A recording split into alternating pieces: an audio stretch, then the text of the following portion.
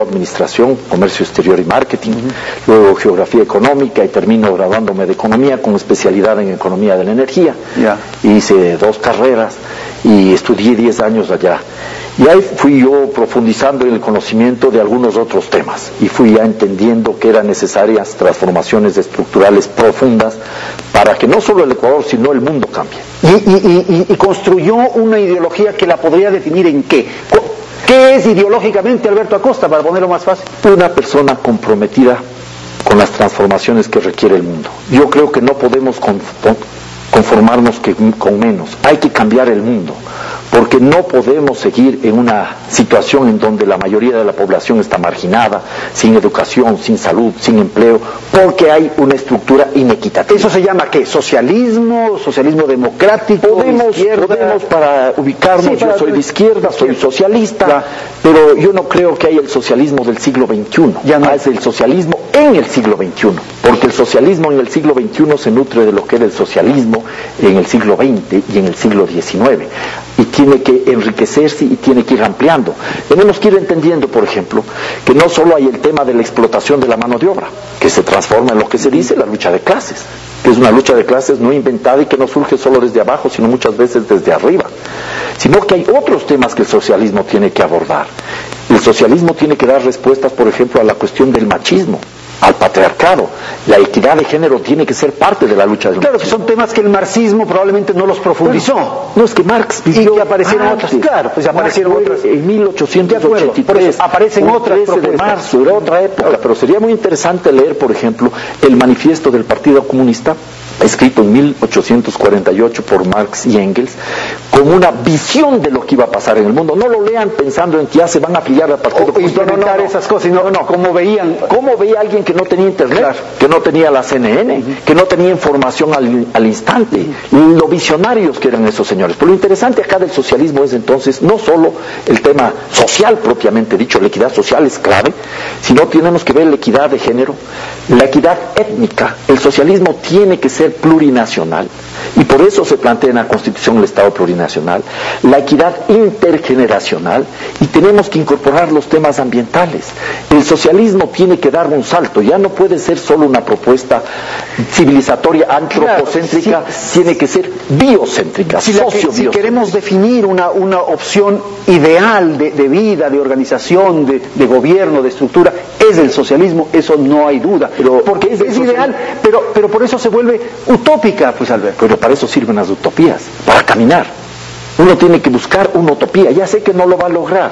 Uno da 2 pasos y la utopía se aleja otros 2 pasos, nos dice Galeano. Entonces, ¿para qué sirve la utopía? Para eso, para caminar en la misma dirección. O sea que el socialismo es interminable, digamos, es como la felicidad, nunca se alcanza. El socialismo es un proceso de democracia sin fin. Esa sería la definición. Democracia sin fin en todos los ámbitos.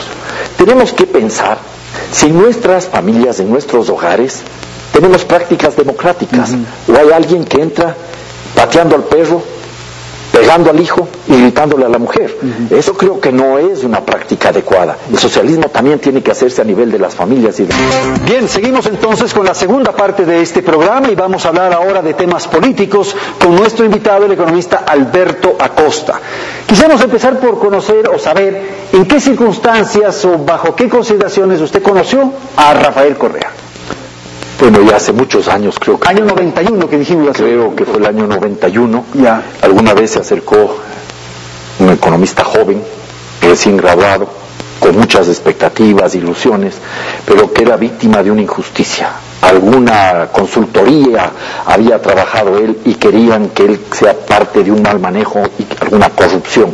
Y él se oponía y él era perseguido y me vino a conversar. Seguramente me debió haber visto en alguno de mis programas de televisión. Yo tenía un comentario todos los martes durante 7 años. Estuve 321 veces en Ecuavisa, todos los martes. Seguramente me vio y me vino a conversar y me habló del tema.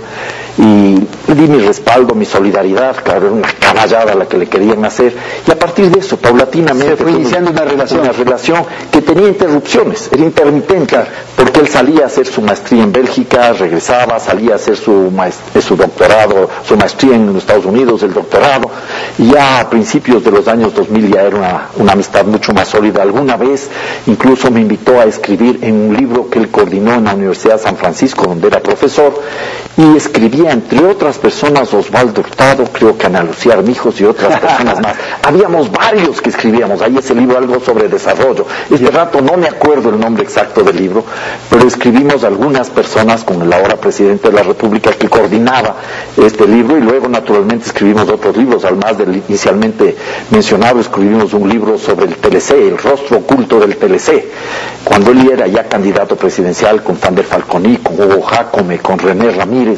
hicimos un libro en el cual demostrábamos por qué el TLC no es conveniente para el país. Usted cuenta que en el momento de esta relación que se iba fraguando, que se iba construyendo, y ya empezaban a ver la posibilidad de incursionar en política, había este foro económico, una cosa así, que el Foro Ecuador Alternativo, que se reunió mucho en su casa. No, eso viene después. Eso primero fue más o menos mayo, junio en el año 2000, poco después de la dolarización. Un grupo de personas veíamos con angustia cómo la dolarización iba complicando la economía y la vida nacional. Y era una decisión que se tomó sin debate alguno. Prácticamente no hubo ningún debate, una imposición para tratar de salvar el pellejo político del presidente de la época, de cuyo nombre prefiero no acordarme, que impuso la dolarización y nos dejó atados a una situación sumamente compleja y difícil, frente a la cual algún día tendremos que dar alguna respuesta. Y entonces se reunían ustedes para debatir, para reflexionar, para pensar sobre eso. Y el ahora presidente de la República se incorporó cuando esto ya funcionaba. A fines del 2000, principios del 2001, este foro lo conformamos con Luis Maldonado Lince, Eduardo Valencia, Franklin Proaño, también participó después Carlos Vallejo, Mauricio Dávalos y algunas otras personas que intervinieron en ese foro. Ahí comenzamos a discutir. Y ahí aparecía esta figura que eventualmente... Sí, pero no es el punto de partida de la candidatura, no, es un punto de partida de la presencia del analista. Claro, en ese momento era un analista, un y emerge como analista con fuerza, una persona inteligente, comprometida, decidida, que interviene, y después, cuando termina la gestión en el ministerio, al terminar la gestión en el ministerio, que termina con una muy buena imagen, comenzamos a pensar en la posibilidad de su candidatura. No había otra candidatura. Y ahí comienzan a conversar entonces en su casa, en el comedor de mi casa, con un grupo de personas. Estaba Fander, estaba Ricardo Patiño, estaba Hugo Jacome, Javier Ponce. Un rato entraron y salieron Virgilio Hernández de Augusto Barrera, porque ellos no estaban convencidos con esta candidatura. Hizo igual cosa Ricaurte, Antonio Ricaurte, y lo mismo Rafael Guerrero. Entraron y salieron a apoyar a León Roldós, y desde ahí comenzamos a trabajar. Entonces hay quienes dicen que usted fue el mentor. No, yo no creo que fui el mentor. No es que alguien ha sido el mentor, ni soy la persona que le convirtió al actual gobernante en presidente de la República. Eso no es así. Esas son visiones demasiado simples de las cosas. Es parte de un proceso colectivo. Lo que sí sucedió, y esto yo hago notar para diferenciar de lo que estamos haciendo ahora, es que potenciamos una candidatura y luego vimos con quién caminábamos. Ahora ya sabemos con quién caminamos, y desde abajo construimos un liderazgo colectivo, no una propuesta individual. Esta es la diferencia de lo que se hizo. De lo que se hizo en esta oportunidad con el actual presidente y lo que estamos haciendo. Que primero tuvieron el candidato y después tuvieron el apoyo y luego se montó toda la campaña en función del candidato. Nosotros estamos actuando de otra manera. Eso no quiere decir que no nos abramos a otros grupos y a otros sectores de la sociedad, pero este candidato, Alberto Acosta, esta candidatura se explica a un proceso interno que tuvo incluso sus primarias, un ejercicio inédito en la historia del país. 6 personas recorriendo el Ecuador buscando promocionar no solo su candidatura, sino unas tesis y unas propuestas, abriendo el debate sin hacer un ejercicio de egoísmos, un ejercicio de vanidades, de egos desmedidos, sino sobre todo un ejercicio de solidaridades compartidas. Esto creo que es algo fundamental. Claro, y aquí tenemos que señalar que de alguna manera se trata de un hecho inédito. Algún rato le mencioné yo que ustedes provocaron y llevaron adelante esta alianza de los movimientos de izquierda frente a Correa. Y entonces Correa tiene esa capacidad de unir a chinos y a cabezones. Bueno, de alguna manera, esto ya se dio el año pasado, cuando se convocó a la consulta popular que tenía como gran objetivo autorizarle al presidente de la República que meta la mano en la justicia, ¿ya? Le autorizamos, ya están en las consecuencias, cada vez menos independencia y autonomía de la justicia, pero el hecho real y cierto es que se conformó un frente que se llamó Esta vez no, señor presidente, y nosotros, un grupo, constituimos este movimiento Montecristi Vive para salir en defensa de la Constitución, ¿ya? Coherentes con nuestros planteamientos, salimos a dar la cara y decir, no, ese no es el camino. Cuando le decíamos, esta vez no, señor presidente, estábamos reconociendo que otras veces le dijimos sí.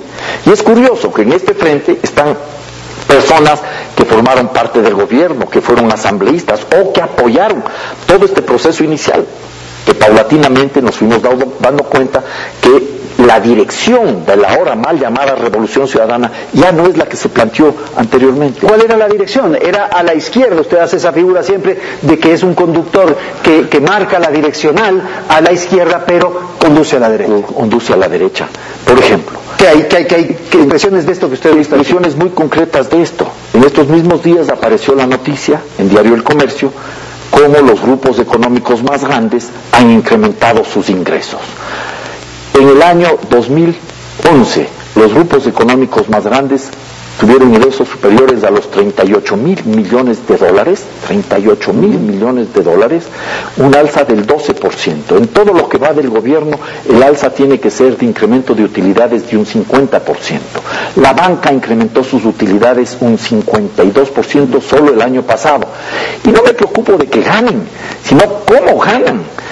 Sin invertir y sin producir en su gran mayoría. Son acciones ociosas, por así decirlo, que les permiten a estos grupos económicos beneficiarse de un escenario propicio por la cantidad de recursos existentes. No invierten, importan, intermedian, comercializan. No hay un crecimiento del aparato productivo. No se amplía el mercado, no se amplía la producción en el país, sino que se incrementan las utilidades sin poner en marcha el aparato. Pero economista, uno diría, bueno, ¿qué importa que ganen, que hagan plata, que hagan utilidades, si el resto de la población, de la ciudadanía, de los sectores de base, también están creciendo y están mejorando? Uno podría pensar de hecho hay una frase que yo creo que sintetiza lo que hemos estado viviendo en estos últimos años, ¿ya? Una frase dentro del gobierno, un documento que dice, en síntesis, nunca antes los grupos económicos poderosos estuvieron mejor. Nunca antes los más excluidos de la patria estuvieron menos peor. El problema aquí ¿Quién dice eso? Un documento interno del gobierno, ¿ya? ¿Que hacen una evaluación de esto que estamos hablando? Hablando de una evaluación interna hace un par de meses, ¿ya? El tema es el siguiente, que pueden estar menos peor, pero mientras se mantenga la brecha, nunca van a estar realmente mejor. La lucha contra la pobreza no se puede hacer al margen de combatir la excesiva concentración de la riqueza y las estructuras que vienen desde la época de la colonia, de la época oligárquica y de la época neoliberal, que generan unas prácticas oligopólicas y monopólicas, y además grupos monopólicos y oligopólicos que controlan la riqueza nacional. Esta es la realidad del país. Una empresa controla el 62% del mercado de la carne. Otra empresa controla el 81-82% del mercado de las gaseosas. 3 personas dueñas de 5 ingenios controlan el 91% del mercado del azúcar. 2 empresas controlan el 92% del mercado del aceite. Y así podemos ir viendo que esto restringe incluso las posibilidades de desarrollo del resto del aparato productivo. Porque estas prácticas monopólicas y monopólicas terminan por absorber a las empresas medianas y pequeñas. Esas son transformaciones que tienen que darse. Yo diría, entendámoslo con positivo, que concentren un poco más de riqueza si va a haber más producción. Pero no hay más producción, lo que hay son más importaciones. Este es el problema medular que tenemos que tratar. Y tenemos que entender que el grueso del desarrollo nacional en el ámbito económico, social, se va a dar desde las pequeñas y medianas empresas. Esa es la tesis